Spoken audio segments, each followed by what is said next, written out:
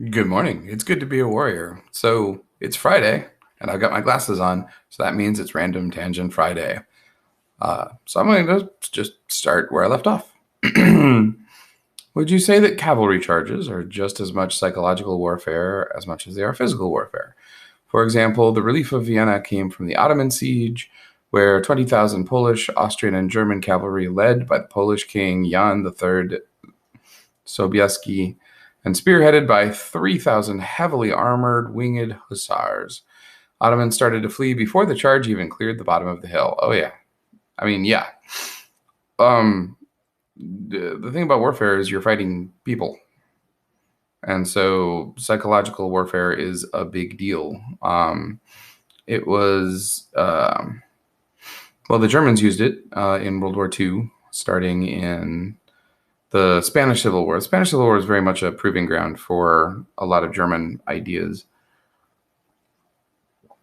One of the big ones being the Stuka. The Stuka was an aircraft, and they put a siren on its nose so that when it dive bombed, it got to very high speeds. The siren started sounding, and that's why you hear in old World War II flicks that sound that was the siren on the nose of a Stuka. And if you heard that sound, you knew that there was going to be dive bombing. So you would freak out. Um, the artillery is like that too. Suddenly stuff blows up and people panic with really good reason because stuff is blowing up. Um, I've uh, I've never been in a cavalry charge. I've never been in front of a cavalry charge. I've watched people who have. Um, there was a old BBC program where a historian and his son, who was a historian, looked at a bunch of battles, and they stuck his son out in a field, wired up with heart rate monitors and stress monitors and stuff, and then they had a bunch of people charge him with spears on the back of horseback. And of course they missed because they're not trying to kill him, but yeah, you could tell his body was panicking even though his brain knew he was safe. So yeah, totally. Um, I've heard intelligence been defined as the ability to adapt to change. By that definition, would different types of intelligence be adaptability to different types of change? That's very insightful. For example, would emotional intelligence be the ability to adapt to emotional change? It honestly seems pretty sound to me already, but I've never thought of it that way before, and I'd like to hear someone else's thoughts. Yeah, I think that's a really good idea. This is intuitively mine. I've only dipped my foot in behavioral psychology and the study of intelligence, but I'm a big fan, and yeah, I mean, uh, I think it's safe to say your emotional intelligence is, at least in part, either. Now I don't know. I know there's a correlation. I don't know if being more emotionally intelligent makes you better at changing, or figuring out how to deal with adapting to emotional change makes you more emotionally intelligent. But either way, the ability to deal with change is a big one because humans hate it, right? Um, um, I don't know what the exact quote was, but it was my hero, um, Grace Hopper, who said humans are allergic to change, uh, and overcoming that allergy, that desire that your brain has to not spend energy, is what makes you smarter and what makes your life better. Honestly, um, why is modern psychology lumped in with humanities and not the scientists? Modern psychology is human brain science and medicine, so why isn't it lumped in with the humanities? That's a very fair question. And the answer is because we can't really run experiments ethically. Um, if When I was studying linguistics, one of the things I noticed is that there's a lot we don't know about how language works in human brains, because in order to properly make proper studies we need to have things like control groups, you know, like a bunch of babies who never contact anyone who speaks a language.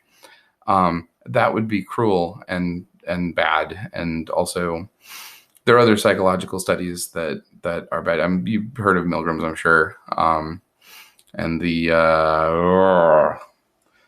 prison one, I don't remember which one that was. No, that was a. I was gonna say Tecumseh, but no, I think that was a blast, a Tuskegee blast. You know what? I don't remember what it's called. Look it up. But yeah, that whole ethics thing uh, prevents psychology from being really rigorously studied without being essentially evil. How compatible would quantum computing and classical computing be? About as compatible as classical computing in reality. And it's really just about data and how we fit stuff together. Ultimately, it's a hardware issue. We already have quantum computing on classical architecture. It's just slow and big. So it's really more the logical setup of how you do that. It's kind of like saying, I don't know, how compatible would dice and dominoes be? I mean, you can play dominoes with dice, and you can use dominoes as dice, but you have to approach it from a different method. Are there any places you created in your head that you return to from time to time? And then someone immediately said, that's D&D. And I'm like, yeah, that's fair. Places in my head. Yeah, I think so. I think I've got a pretty good memory. I mean, obviously it's a human brain, so it remembers things wrong from time to time. And then the wrong thing gets emphasized in the brain and then reinforced, and the wrong thing is just wrong all the time. But I wouldn't say there are places that I return to in my head, but people that I remember. I remember talking to them, and I remember doing stuff with them and hanging out. And not all of them are still with us, so sometimes it's the only place I can visit them is in my memory. But yeah, I wouldn't say it's places so much as people for me.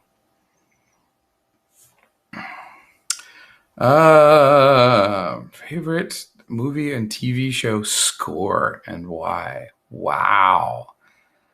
There are some TV show themes that like immediately caught my attention.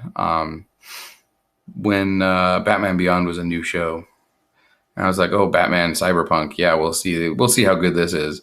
And then the theme came up, and I was like, "Okay, I'm in."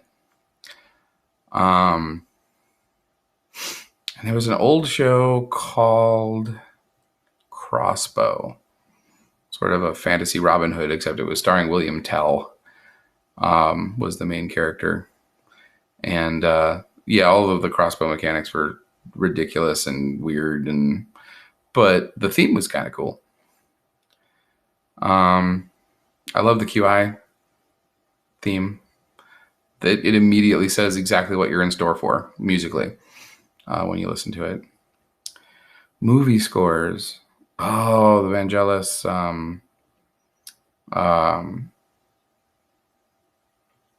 soundtrack for Blade Runner is pretty amazing. The Labyrinth soundtrack is pretty cool because it's in order. The album is published in order of the movie, and so it also tells the story. What else? Star Wars, maybe just because I listened to it over and over and over again as a kid. There's an album. It's not a soundtrack or anything, but speaking of listening to over and over and over as a kid, they released an album of the Apollo 11 mission. So it's like a narration about what's going on, and then the recording of the radio traffic between Mission Control and Apollo 11. I listened to that over and over and over again, and that was really cool. It's got to be out there somewhere. All right, one more. Because I got office hours in 2 minutes. Is plate armor always better than mail armor? I don't know what you mean by mail. I think you mean chain mail. And it depends on what you're going to get hit by. Chainmail is usually good enough. When crossbows, that heavier crossbows and longbows started being used, the plates were better.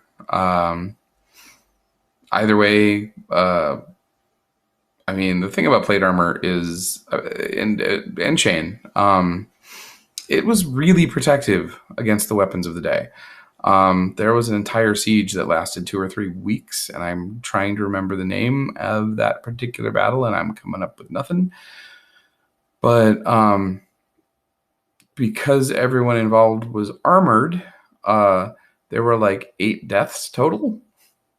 And like all the deaths, like one of them was from combat, and it was because somebody, the besieged did a sortie out beyond the wall to attack the camp, and somebody ran out without putting armor on first and got hit with an arrow and died.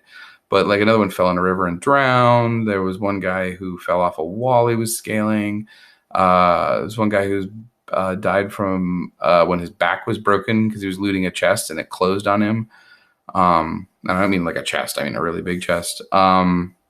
Just all stupid things that had nothing to do with combat.